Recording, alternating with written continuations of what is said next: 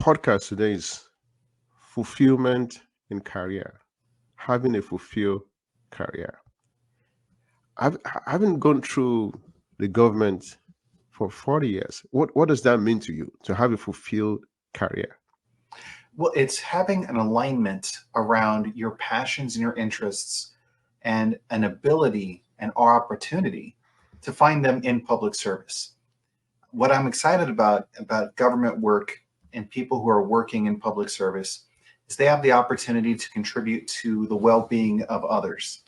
And if you can align your passions for what you do, it impacts the lives of so many people.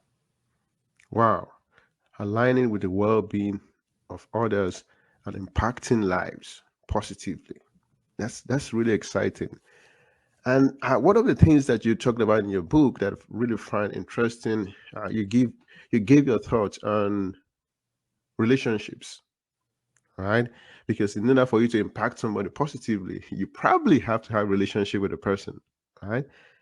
And you talked about listening, discussing with somebody, and making sure that you're comfortable with connecting with your coworkers. So, based on your own experience and interaction over the 40 years of being in government, how were you able to connect with your coworkers so that the relationship you guys have is beyond just getting the work done, the running up and down? How were you able to connect with your coworkers? Oh, that's a very powerful question. Thank you. What I've always found is that relationships are the key of what makes fulfillment work and progress happen in the workplace. Individuals are people. They're not cogs in a machine. They're not objects to manipulate. It's not like trying to say, how do I get the most out of the people that I work with? Almost like you're just kind of like wringing as much water as you can out of a towel. I mean, we need relationships. So what I've always found is when you build aligned partnerships, you have much more success. So an individual has their goals and objectives, they have their assignments that they need to do. If the relationship connects with what is important for them and how they need to get their work done, well, of course, they're going to want to be more involved and engaged rather than thinking, how do I convince another person to do what I want them to do? Or how do I help another person to see things the way that I see them? We can't change other people, but what we can do is to help change ourselves, have a little bit of empathy, and understand where the other person is. And I'm thankful that I've had a lot of success in my career, both in government and out of government, by building those types of relationships, because honestly, those are meaningful ones. Those are the ones that are good for the individuals that are involved, but also for the organizations as well. Wow, wow, interesting, interesting. Another keyword you mentioned just now is empathy. And reading through your book, Government Soft Skills, reading through your book, you compared empathetic listening and sympathetic listening. And just having a cue from the word empathy you just mentioned now. And why is that so important? And how does that look like to be sympathetic and versus being empathetic? Which one is better and why? Oh, a fantastic question. And it's interesting because I think a lot of times people get those two confused. As I see it, sympathy is where you feel another person's emotions and what you're experiencing, what they're experiencing as well. But then you offer a degree of judgment to that. You're trying to support, you're trying to care, etc. But with empathy, you allow yourself to feel or to understand the other person's perspective without having that swaying of judgment that happens in the relationship. And I'll give you a great example. And a lot of my coaching conversations with managers and supervisors, they're trying to use a form of sympathy where they understand where the person is, say someone on their team or a colleague that they're working with. And instead of using that to understand and how to build a partnership, they fall into a bit of a trap where they feel like if I have too much sympathy, then I'm going to make the wrong decisions. So therefore, I don't need to have that at all. And I'll build walls so that this way it's my rules, my processes, procedures, and you can't work with them. Then you, my way or the highway sort of a Yes. deal. Because people feel like they get run over a whole lot if they have too much sympathy. On the other end, though, with empathy, it's more of a partnership focus. So then they could say, I understand that you're experiencing this. The timeline is that. Your milestones that need to be met are this. Here's what I'm working with in my timeline. And here's how maybe that we can work on this. So it's more of a collaboration. As I've seen it, having a sympathetic approach creates roadblocks, but having an empathetic approach creates areas of overlap.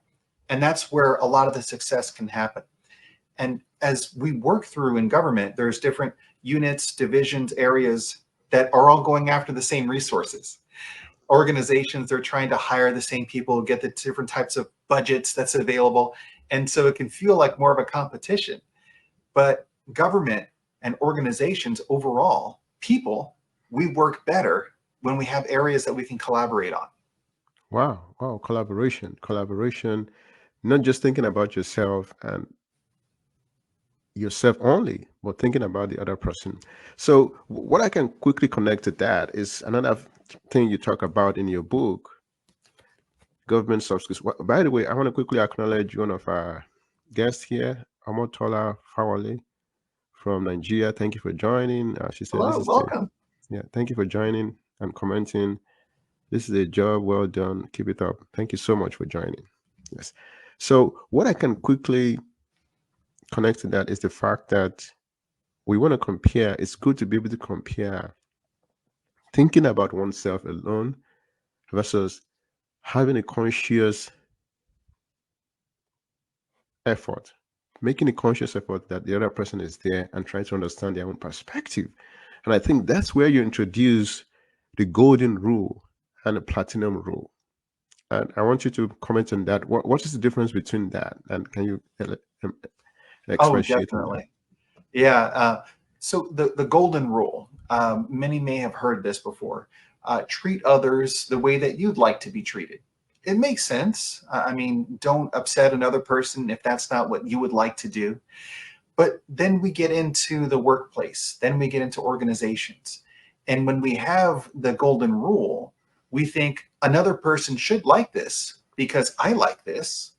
Therefore, if I do that for them, they're going to like it. But sometimes we don't like the same things and we don't want the same things.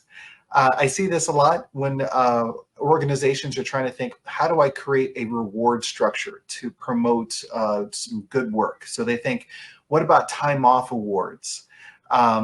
Those are fantastic things. Yeah, I could use some more time off. Let's give those out.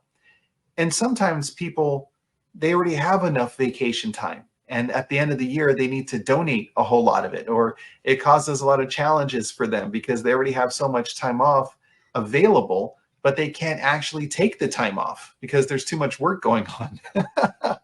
So the golden rule, if I like something, another person must like it. Let me give that to them. But as you can see in that example, a lot of times it just doesn't jive as well. The platinum rule, instead of treat others how you would like to be treated, the platinum rule is treat others as they would like to be treated. So you give people more autonomy, you give them choice, you give them opportunity. In the situation about how do I recognize good performance, instead of saying, I like this, therefore you should like this, you could ask the person themselves, what is good for you? How do you like to be recognized? What Good. is important to you? What can I do to share my thanks and appreciation with you? And this way, the other person can say, time off would have been great, but to be honest, for me, it's nearing the holidays, or there's this big thing of an expense that I have coming up. A bonus would be even better for me, or whatever the opportunity is. And I think what is really important about the platinum rule is that it opens up opportunities for communication, because we make assumptions sometimes about what other people like or don't like based upon our experiences. and we just go with it. We assume that things are good. But if you have the conversation, you find out a deeper reality about what is possible on the other end. So, wow, gosh, I mean, wouldn't you like to have a person that is working with you that takes the time to listen and actually gives you what's important for you and just wants to partner with you? There's much more that can happen with that sort of a partnership. Good, good. Thank you so much. Thank you so much. So, still getting to the discussion of getting to know the other person, the coworker, and things like that. One of the important thing is going out of the work environment and making connections with the person, with the coworker. And in your book, you made mention or recommend taking out some time to go out with a coworker to go for dinner. If it's possible to invite them for dinner in your house to go to movies and things like that. But it's very important to know, how do you gauge that? When do you get to that level of getting extending hands to a coworker? Because people will still say that you cannot totally be yourself around coworkers because you don't know who is actually going to support you, who is actually for you, especially if you get into a new environment. So what are the parameters? What is the gauge for you to know that, okay, I think I want to extend myself to this person and maybe go out, hang out after work, or even invite the person to your house. But then, of course, you probably won't be able to invite everybody. What are you looking out for? Oh, yeah, that's very good. And it's a question that I explore a whole lot with my colleagues in a lot of the courses that I teach on leadership. A lot of times people think that they need to have a certain mask that they wear in the workplace. I'm a manager, I'm a supervisor, therefore, here are all these requirements that come. And of course, there are certain responsibilities, there are certain obligations that you take on as a supervisor. Absolutely. You have to be able to care for so many people in your charge, as well as be responsible for the work and for the organization. But you can also tell when people are being fake. Uh, Authentic leadership allows a person to be who they are in the relationships that they have with others. And what I've seen in building relationships, your authentic self is the one that connects best with others. So when we think about establishing relationships with people, what are the methods that allow us to connect in a way that is authentic to us and with other people? So when you have opportunities for lunch or conversations or dinner or anything else, if you're open and honest up front, this is what I can do, this is what I can't do. Here's my expectations. Let me listen to your expectations. Let's partner on that one. Then from there, whether or not they go to your house or you have an opportunity to watch a movie or all of those sorts of things, you have those boundaries established. And it's not so much this is you versus them or you thinking that they're going to take advantage of you. It's just being authentic. The other wonderful thing that happens with authenticity is the other person feels comfortable to be authentic for them as well. Part of leadership is that leaders create a safe space for then others to follow into. By being vulnerable, by being authentic, by being genuine, by being upfront about boundaries, what responsibilities are, what all of that upfront, you allow them to be able to do that as well. For all of you that's watching, I'm curious if you were to think back at times when you had meaningful relationships with others in your work, family, friends, romantic relationships. Odds are the times that you have the biggest connection is when you felt comfortable enough to be yourself with the other people. And you remember those experiences a lot more. I mean, 5 years from now, 10 years from now, you're not going to remember, oh gosh, I had that big project and I stayed late to work on it. And never, you remember the important things. If you think back, like I personally, my wife and I, we've had medical issues, ups and downs. I'm sure a lot of us have as well.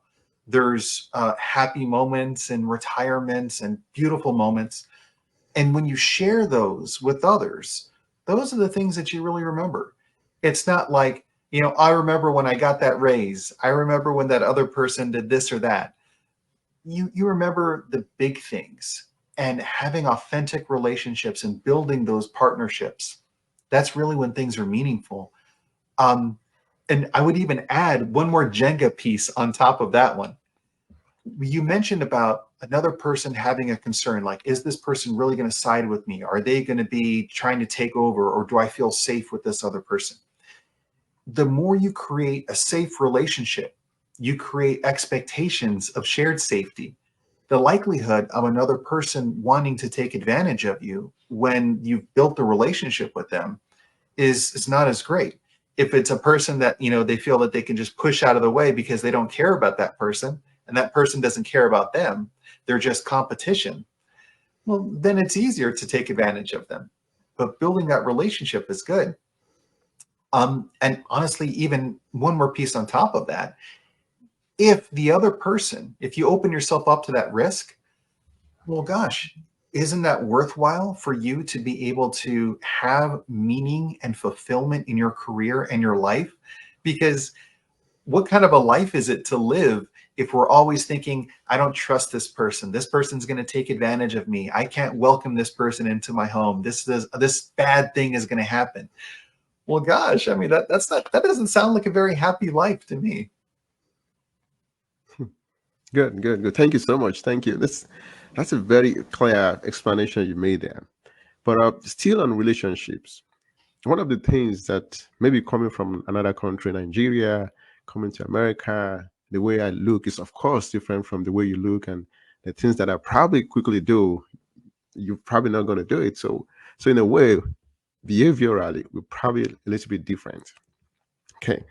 And there's this tendency for people to quickly judge you based on the way you look, or based on one thing that they see you do that is a little bit off from what they expect you to do. And you brought this up in your book, Government Soft Skills, and where you were talking about curiosity and judgment, being curious and being judgmental. All right. And it feels like it's two opposite sides. That's the way it was presented. If you're going to the left side, you cannot go to the right side. So if you are being curious, you're probably not going to be judgmental. And it feels like if somebody's approaching you and they're judging you already, they'll probably not be able to ask the very important question about you. And they're not going to be as authentically curious to get to know you. So so how do you access that when you're meeting somebody? Well, that's amazing. So one of the bigger things is that, again, we cannot change or control other people. We can influence, we can support, we can create spaces where people could make a decision or a change, but we can't change others. And I want to say sincerely, for anyone that's ever felt that they've been isolated, that other people have made judgments about them, if it's because of their appearance, their country of origin, any sort of a thing that helps them to feel that they were hurt or isolated by another person's judgment. We can't control what others are saying, thinking, or doing. But what we can do is to give ourselves the space to understand what is happening. Mel Robbins is a really great author and speaker, and I've seen a lot on her shows and her conversations that she's had on this one. One of the ideas is that you can only meet a person at the level that they've done the work to be at. So if they don't have a mindset to be curious, if they don't have a mindset to be welcoming, to support others, well, gosh, you can't do that for them. They have to be able to do the work to get there. And so, therefore, what is wonderful about that thought is that removes responsibility from you. So it's not like you have to go out and change their mind, or I'm going to change myself in order to make their expectations. You don't have to do any of that stuff. It's their responsibility. So if a person is rude or if they're challenging, you can give them that space and think they're only acting to the extent that they have knowledge and abilities for. Once that line is there and you recognize that person has crossed the line for me and it's caused issues or problems, concerns, okay, well, what power do you have at that point? You don't have power to change the individual. So maybe you can think, well, what power do I have to change my circumstance? Do you have to interact with this person? Is this an individual that you have to get along with? And if this is a person that's in your work or another place and you can't just, cut them out of your life or anything, then be like, okay, I know what they're going to do. I know what they're about. So why would I let them ruin who I am? Just because the other person is judgmental and mean, that doesn't mean that you have to be. And they don't have the right to take away your individuality or your perspectives and your heritage. You can celebrate them in spite of the other person, knowing that, gosh, how terrible if they don't know and they can't experience because they haven't allowed themselves to yet. And a lot of my coaching sessions that I've had with executives and others, they feel liberated by this idea, because if they can create a space where they feel comfortable for themselves and they allow others into that, then it kind of changes. Like, for instance, if you've ever had opinions about food and then all of a sudden you try it and you're like, oh my gosh, this is delicious. I never even knew about this one. This is great. I'm coming back to this place. This is fantastic. You've changed their mind, not through anything that you're doing to influence or to manipulate them, but you help change them just by being you. And so you can have hope that even if they're judgmental, that doesn't necessarily mean that they're always going to be that way. I've seen lots of friendships grow where, it started off where it's, oh, I thought this person was like this and I thought this person was like that. And then after they got to know each other, they're the best of friends. So great things can happen. Good, good. Thank you so much. We have another person joining here, Adibambo T. Bams Olutayo from Nigeria. Thank you for joining. She's from high school. She was actually the head girl during my high school days. Thank you Oh, for nice. joining. Yeah. She Welcome. said, well done, brother. This is exceptional revelation about relationships. Yeah, thank you for joining, Tayo. So this is very important. This is still talking about relationships and how things can go the wrong way. And one of the things you talked about in your book, government soft skills, you talked about conflict management. So when that happens, somebody's feeling that they're judging them, then you are the manager or their boss, you have to come in and settle the conflict. So going through your 40 years of being a worker in the government, what are the techniques? What are the conflict management techniques that you've used that you think work that somebody can use? Any of our viewers can go back and use at their workplace. Oh, God, fantastic question. One of there's a lot of strategies, there's a lot of tools, there's a lot of guidance. People can take plenty of courses, they can take a class, they can go through mediation. There's any number of different things for conflict management. But I think at the heart of conflict is where an individual feels, to one degree or another, wronged in one way. The feeling of being wronged comes from our expectations of whatever the interaction should have been. And an individual, for instance, could think to themselves, I value a good sense of fairness or equality on something. Like everyone has to play by the same rules. And another person could have a different value set that is about, gosh, any number of different things, promotion, productivity, excitement. That could then come into conflict with another person's value structure, and conflict arises. Having a good sense of your internal clock, if you will, what's important to you? What are your values? What do you care about?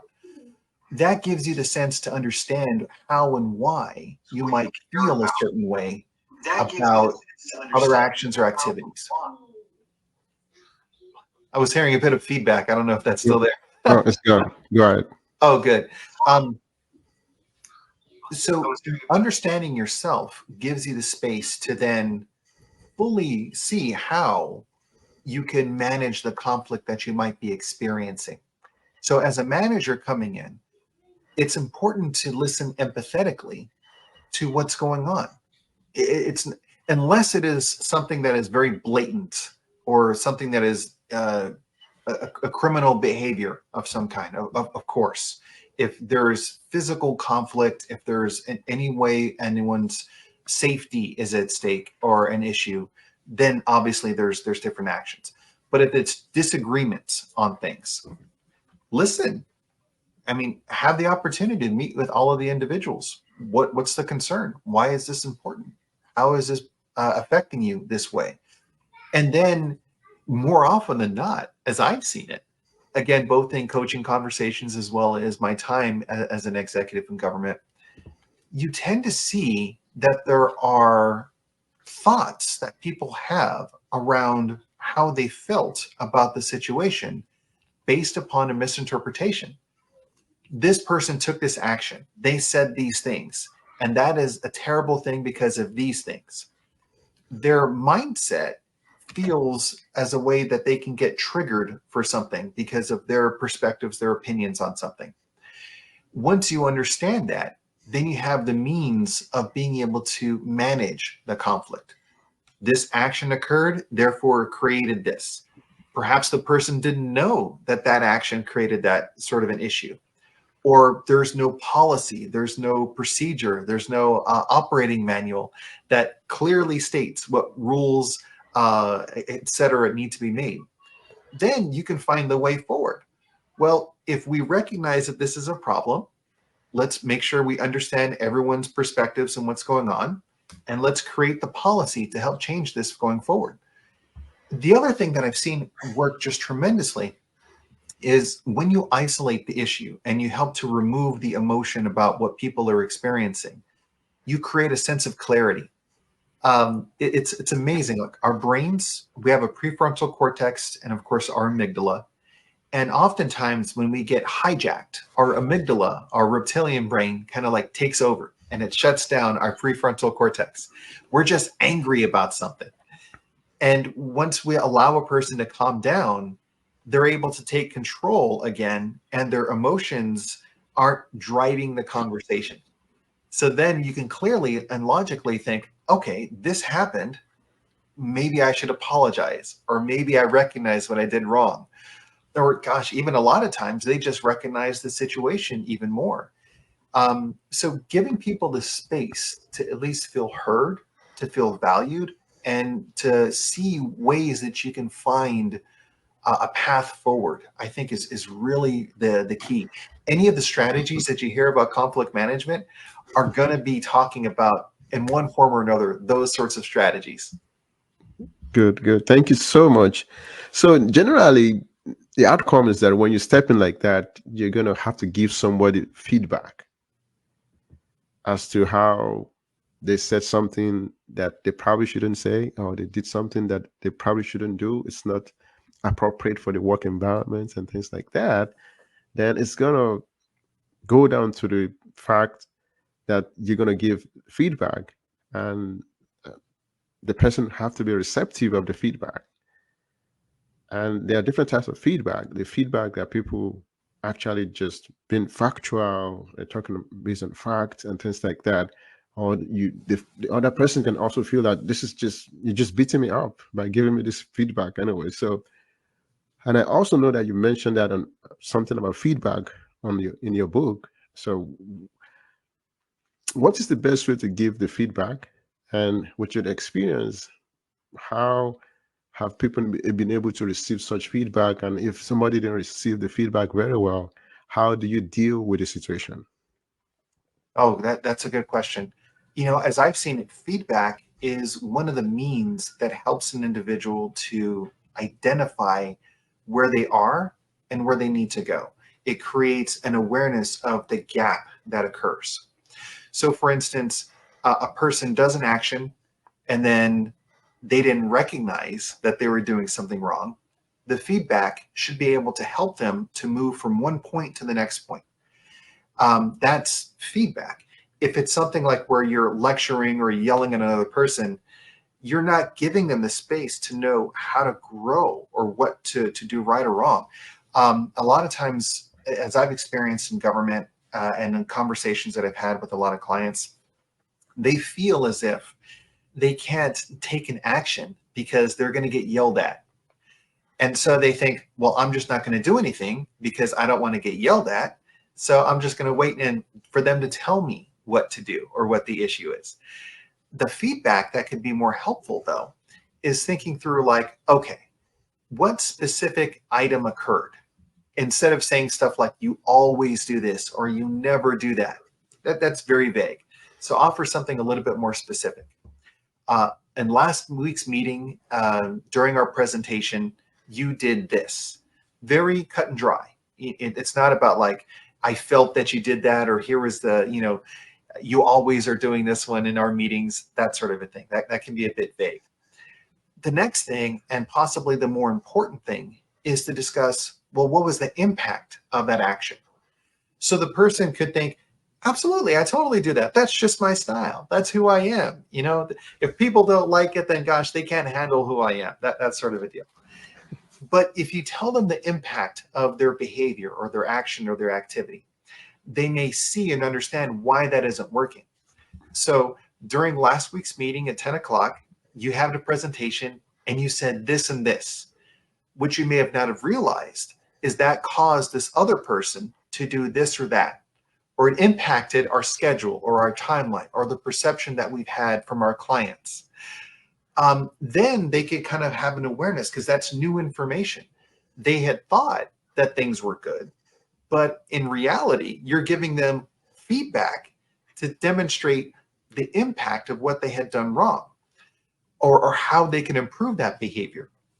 The next step is to say, going forward, it would be good if you did this or this. And then the next most important thing is to give them space and autonomy. Allow them to absorb the feedback, use the recommendations, and partner with them to create that strategy.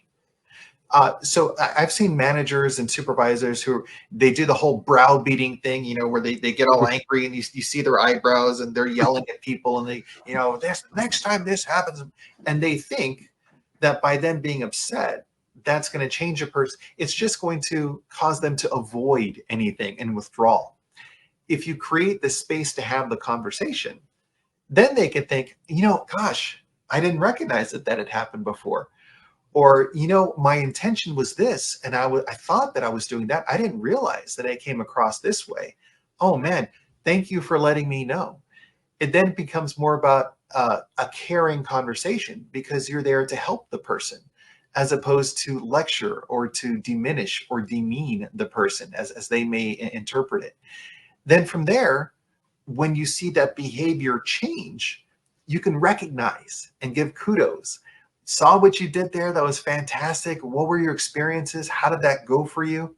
And let them talk. Let them make the connection. Because then they could say, I did this before and this happened. Now I tried this and this better thing happened. Then from there, once they learn something that helps them towards their goals, they're going to want to do that. So you're partnering with them through this level of feedback. And all throughout in this feedback model, what you're doing is you're listening, you're being supportive, you're being as a great way to recognize and to applaud them. And you're also helping them to create that space where they feel comfortable speaking with you. And I had this idea, here's the strategy. What do you think about this? I really respect your opinion. And wow, you're really looking out for me. You care for me. No one else was going to be able to tell me that. If you've ever had an issue, for instance, where, oh gosh, you were totally embarrassed about something because you didn't know. You walked out of the bathroom and you had toilet paper on your shoe, or you needed to blow your nose or something, but no one was telling you, or you had food in your teeth, and then you're like, why didn't anyone tell me? I didn't know I was like this the whole time. I've had some conversations with people, they think that everyone likes what they're doing, but because no one's willing to give them feedback because of how they react or the issues. So then, oh my gosh, thank you so much for telling me. I never knew. And that helps them. So again, it's more of a way of creating a partnership rather than isolating and making people feel bad. Good, good. Thank you so much. So the reality of it is that when a situation like this happens, or you're developing a relationship with your coworkers, there are two possibilities. The first possibility is the relationship gets so bad and you can't sleep in the night, and you have to end the relationship with the person, or you just withdraw, just like you said, because probably somebody you don't have to interact with every day anyways. So if the impact is not positive, it's not making you to be able to perform very well, or you can't even sleep in the night. That's one part of the story. Or the other part of the story is when you're getting to know somebody and it feels like you want to build friendship. So you're talking about a trusting friendship. So question is, how do you handle both sides? In the case of a trusting friendship, how long do you interact with somebody before you start calling them friends? And Why not and start right from the beginning? oh god, that's Yeah. even better. And honestly, it's just creating a space where people feel comfortable right from the get go. Um, and then as they reflect back on it, they can think, they've always told me what's important. They've shared their feelings. They've always been upfront and honest with me. They say what they mean and they do what they're actually meaning to do, as opposed to, oh, I'm this and this. And then they go out and they do something different. That's all part of that authenticity up front. Um, I like to think of it sometimes as kind of having like a relationship based on credit. Yeah. So if you start off with a certain amount of credit with the person, it's not like you have to earn everything. You have to earn this with me, and then I'll be a nice person. Just start off with good credit and good faith with the other person. Start off with good intent. And then recognize, well, maybe this is just how they are, how they show up. But be willing to have those difficult conversations in an empathetic way, and that builds a large degree of trust with them. Because also, I mean, what sort of standards are we setting for our friendship and our lives and our workplaces and our colleagues if we aren't even communicating what they are? Like, if you were going to take a test and you didn't know what the answers were or the materials to study ahead of time, how do you know if you got a good grade or a bad grade?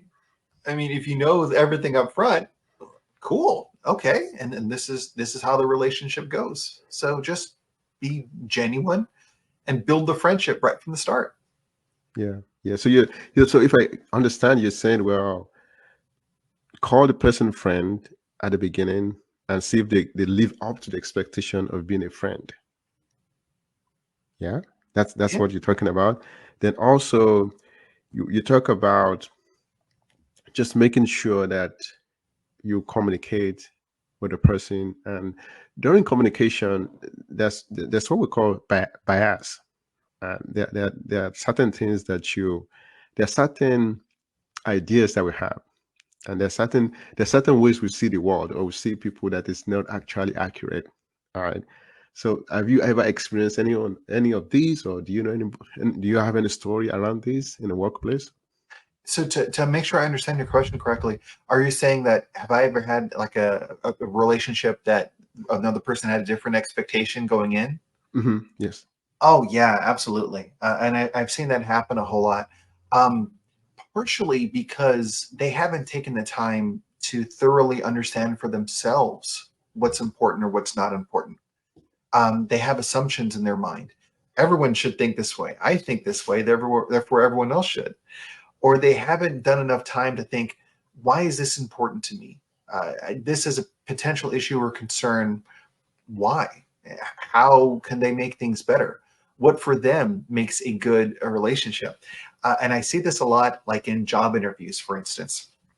If the person during the job interview, they say, I'm a very supportive manager. This is a very supportive culture and workplace. We do all of these things. This is fantastic. We really think that you're going to fit in well with this type of a culture. Okay. And then when you get to ask questions, if you ask the question, how do you know when a person is doing a good job? Or how do you recognize good behavior or good productivity? What does that look like for you? What does a good employee demonstrate in your eyes? Like, what does the ideal employee look like?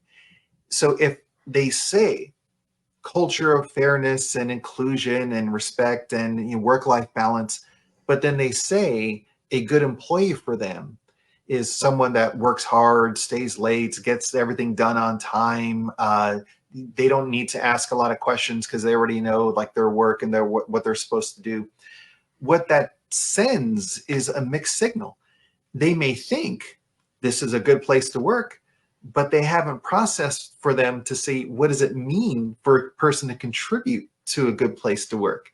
So if they think, you know, a person that stays late and a person that does all of those things, well, that's kind of against that type of a good culture to begin with. So give them questions to help identify what they're going, and it could be in the workplace, it can be in other relationships, to help you to define, well, okay, this is maybe what they need. Because if they haven't done the thought process by you asking the questions, that might bring out the truth of the reality for themselves. Hmm. Good, good. Thank you so much. This is really good. If you're just joining, my guest here is Javier Lopez, and he wrote this book, Government Soft Skills. And that's what we're discussing. This is Solution Illuminators podcast. The title of the episode today is Career Fulfillment. And we're still talking about how to thrive in the workplace, the kind of relationship you should build, the things that you're supposed to do to be able to get along with people. One of the things that we still need to talk a little bit more about is communication. We talked about listening and things like that, but then there's something that you brought up in your book, interruption, interrupting a speaker, how that is not good and things like that. So, but then I wonder how you feel about when people give a presentation. I'm, I'm doing research. I've done research. Been to scientific conferences before, and I've seen people give presentation whereby the presenter sometimes give the audience the permission to interrupt them, and you can see right away when they start the discussion, even before they finish their name, people start asking questions right from the beginning of the presentation because the speaker said, well, you can interrupt me. And I've seen situations whereby it gets really bad. It's even very difficult for the person to go through the presentation because the speaker has actually invited people to interrupt them, and people are taking advantage of that and making sure that there's nothing that the speaker says that they don't understand. And in the case whereby you have a lot of audience, then if everybody's asking questions, that means the presentation is probably not going to be done anyways. So I wonder, I wonder what you think about that. Have you experienced that? And what do you think about that? It's such a neat thing that I've seen. So I've spoken at a couple of conferences myself, and I've actually seen that a couple of times. People asking questions, there's any number of reasons as to why they're asking the questions. But as a speaker, it's important to help set the tone for what the presentation is about and what's important for the presentation. So if you open it up at the beginning and you say, please feel free to ask questions, and then you feel overrun with questions, you always have the ability and the opportunity to take control of what the situation is. So for instance, if you find that there's a lot of questions that is pulling away from the content that you're trying to share, you can pivot and just say, I really appreciate the engagement and the questions. This is fantastic. To be honest, there's some more slides that I need to get through, some more content that we need to discuss. So I'm going to table questions towards the end. I'll give an extra 5 minutes of my presentation for us to talk more thoroughly about that then. And if we don't have enough time to cover all the questions, I'm more than happy to have sidebar conversations. Please feel free to schedule an appointment and we can talk more thoroughly about it. Or catch me after the session and we can have a chat about it with a cup of coffee, a little bit more in depth on that subject. So you help people feel recognized, heard, but you also take control of what the session is there as well. I'm curious also, though, to think empathetically about why they're asking the questions. So, to what degree can you glean an understanding from the topics that they're asking about, the issues that they have concerns about? And based on that, you can use that as good feedback to then go and change topic areas or create a new article or write a new book or do additional research on some things. There might be something more there than just feelings of like this person is trying to take over my time in this conversation. There might be a little bit more excitement there as well. If a person feels like another person is judging or is threatening or being concerned, well, you can always interact with the person in a way that may help to eliminate that. So if a person says something that is more of an unprofessional remark or something, you can give the space and just say, what was your intention for saying that to me? And give it some space and see if they're going to repeat it again, or if they're trying to be rude, and then just give that and frame that moment and give them the space to then pivot themselves a bit more. Okay, so you made that question as an attempt to try to insult me in front of our colleagues and in front of this presentation. Am I hearing that correctly? Okay, well, I appreciate the feedback. If you could please allow me to continue this, we'll be able to move on. So give them the opportunity to feel isolated in that moment. Because especially also, gosh, at like a presentation or a conference, people are showing up to actually listen to what you have to say. And here's this person coming in to try to interrupt everyone else. It's not quite nice.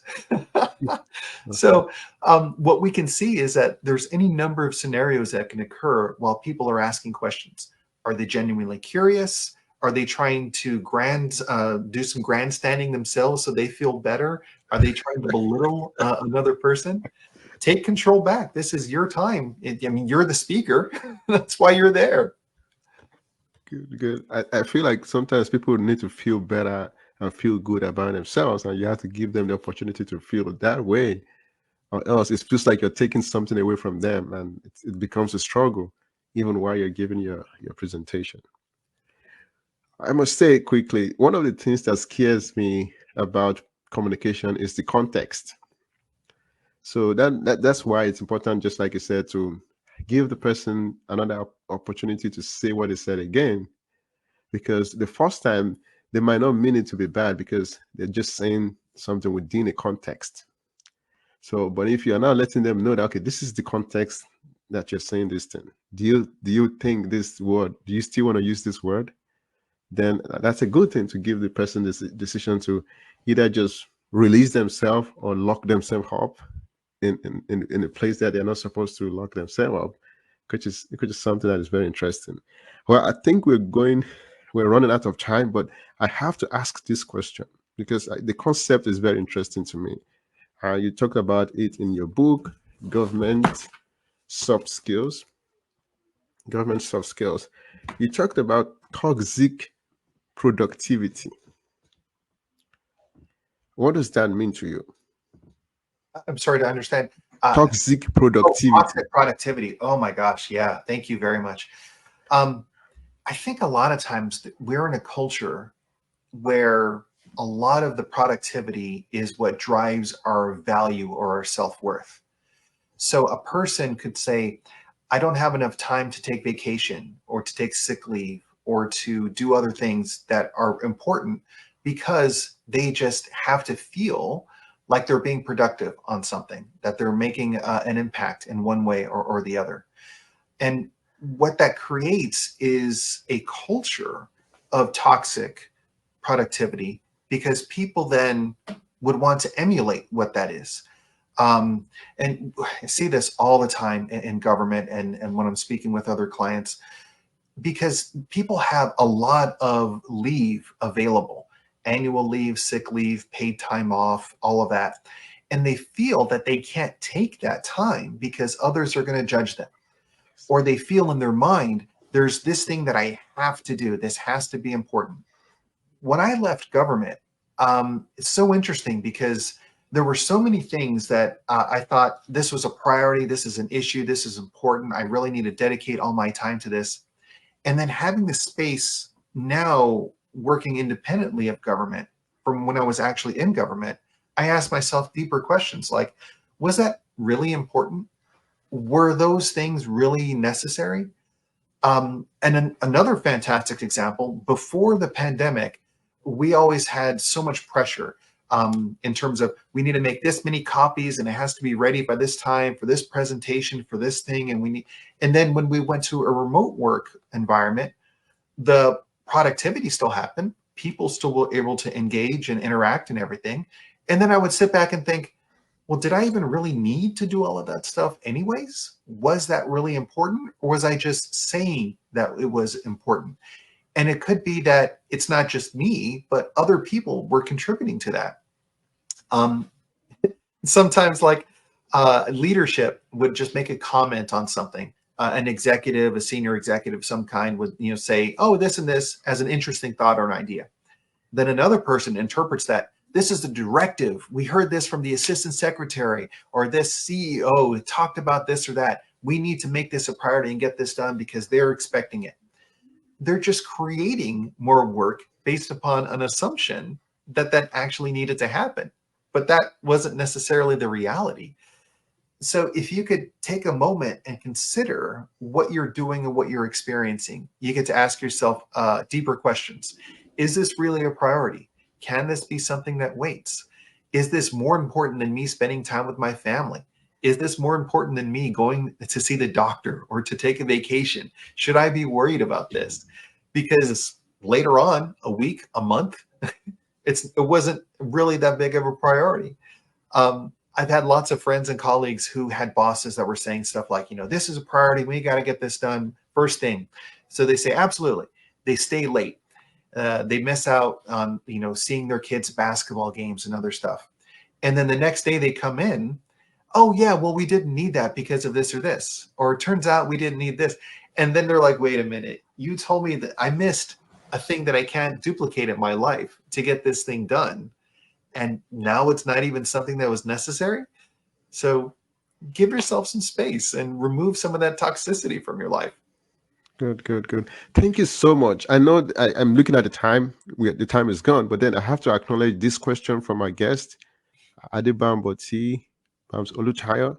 That's a question in the chat. I just wanted to comment on it, then we end the whole thing. So the question says, as a member of a team, how can a negative feedback from a team leader about a member's idea that is being handled the way it's not supposed to be handled, even though the idea is a good idea? How can that kind of situation? Maybe the boss is not just getting it. Yeah. I mean, you as a supervisor, as a manager, you need to also recognize that what you say and do has a big impact on others. And so, how you go about ensuring that a person feels heard, respected, and valued is really important.